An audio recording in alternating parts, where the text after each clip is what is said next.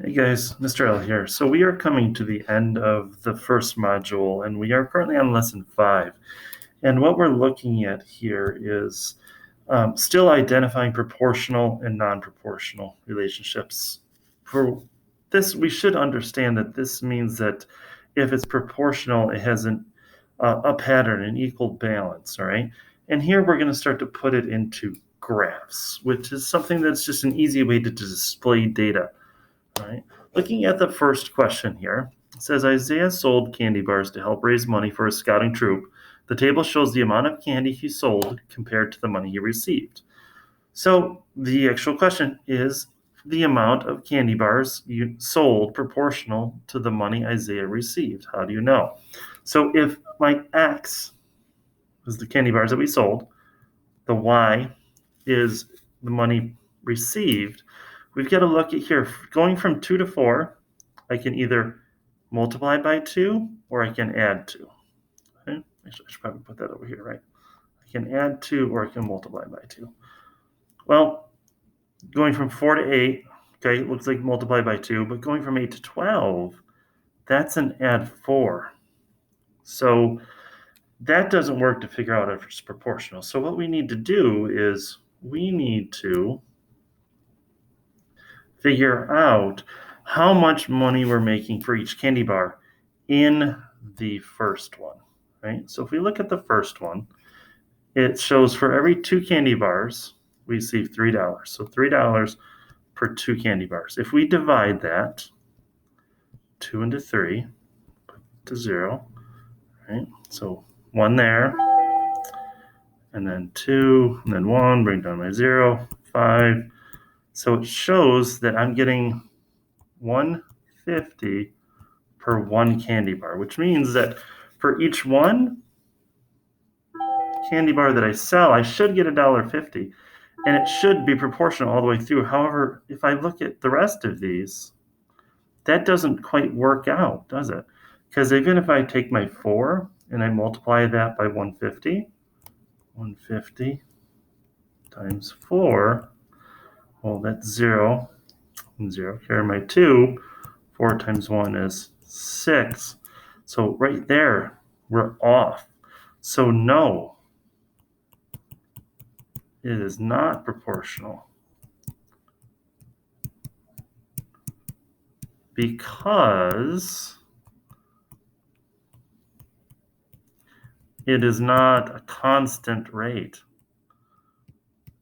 And it's not that constant $1.50 per candy bar, which means that either those people that had that first candy bar paid a little too much, or the people that came afterward paid a lot less. Because if we look at this last one, 12 and 12, well, then 12 divided by 12 equals 1, which means they only paid $1. So the last few people were only paying $1 per candy bar.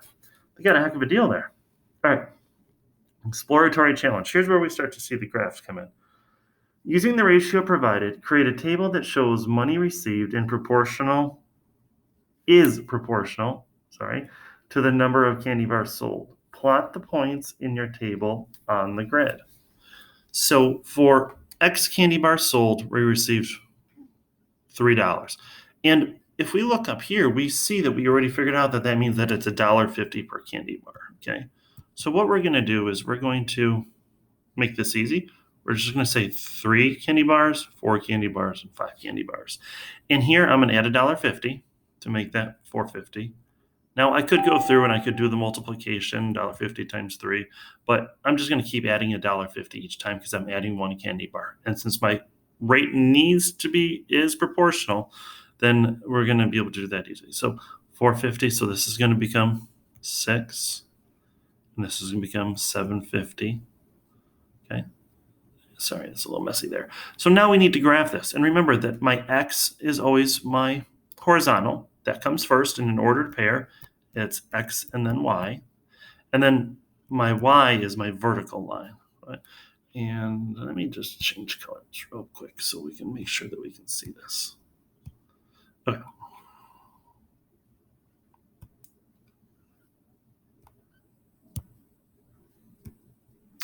Okay, well, it's not changing color, so that's okay. Candy bar sold. So the first one, I'm going to go over 2 and up 3. And put a dot there. Okay. The next one, I'm going to go over 3 and I'm going to go up to 4, but then it's 4.5. So it's going to go halfway there. Right. The next one that I'm looking at is over 4, up 6. Put one right there at that vertex where the lines meet. And over 5, and then up to 7, and then 7.5. Right? And if I were to continue to have 6, 7, 8, 9 candy bars, you would see that this would be a constant rate. Okay, this would be constantly going in the same angle, the same slope, the same change there. All right. So that is a graph showing a constant unit rate. And in this case, it's going up because we're earning money.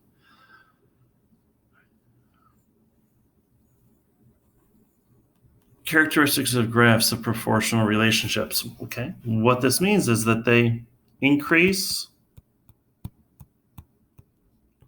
or decrease at a constant, this word constant, rate. Graph the points from the opening exercise. So here's the same thing, right? We're going to go over 2 and we're going to go up 3. We're going to go over 4. We're going to go up 5. We're going to go over 8 and up 9. And hopefully you're starting to see that this already does not look proportional. Look at the distance between those two dots. Something is not working quite right here. 12 and then 12.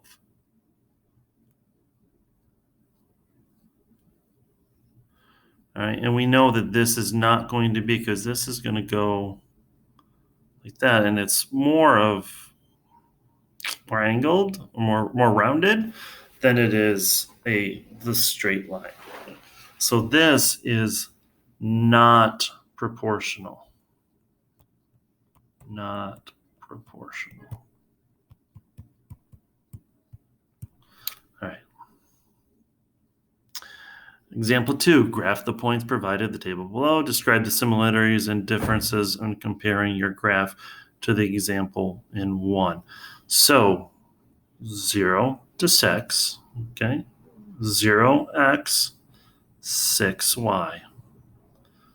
3x,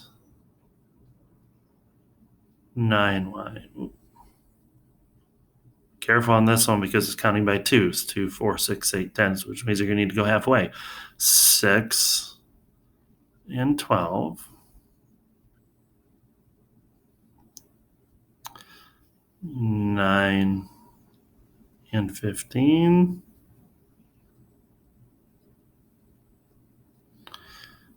And then 12 and, straight mark there, 12 and 18. So that is a straight line.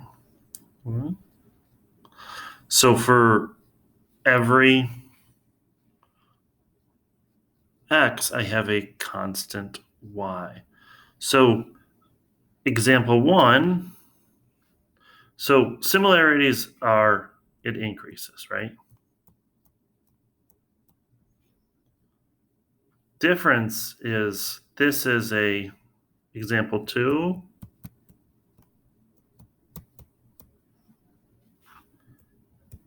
Has a straight proportional line. Okay, because it's going by the same amount each time. Okay, very good. Moving on. The problem set, and this is where we're going to work on our own, but I'm going to do the first couple with you just so we're clear on what we're doing. Determine whether or not the following graphs represent two quantities that are proportional to each other. Well, is A proportional? Well, yeah. I mean, look at as my x goes up, my y goes up by the same amount. So yes. As my x goes up, my y doesn't change. So no. And then here, look at this curve there. So it's the y is not changing at a constant rate. So that would be no as well. All right. All right. So we're going to have you guys do 2 and 3 here on your own. If you have any questions and need to go back to the other ones, feel free to go back. All right. And if you need help, absolutely ask for help. Thank you, guys.